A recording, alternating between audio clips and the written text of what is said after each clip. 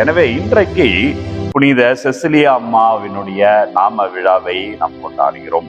பாடகர்களின் பாதுகாவலியாக இருக்கிறார் புனித செசிலியா அம்மா. ஒரு முறை பாடுதல் இருமுறை செபிப்பதற்கு சமம் என்பது போல ஆண்டவரை துதிக்கிற வேலைகளில் ஒன்று பாடி துதிக்க முடியும். அன்பர்களே, பாடுகிற பொழுது ஆண்டவருடைய வல்லமை நம்ம உணரலாம். நல்ல பாடல்களை நீங்கள் பாட தெரிந்தவர்களாக இருந்தால் அவரை பாடி துதிக்கிற பொழுது இந்த ஆசீர்வாதம் நம்ம உணர முடியும். பாடினாலே போதும், கவலைகள் மறந்து போகும். அதுவும் ஆண்டவரை பாடுகிற பொழுது ஆசீர்வாதம் நிறைந்த ஒரு வாழ்க்கையாக, ஒரு நேரமாக அந்த பாடலானது அமைகிறது. அதான் சொல்லுகிறார்கள், ஒரு முறை பாடுதல் இருமுறை செபிப்பதற்கு சமம்.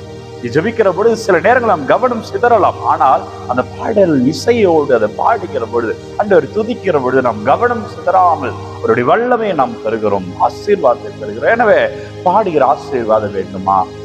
செசிலியா அம்மாவிடம் செபிங்க. வல்லமையா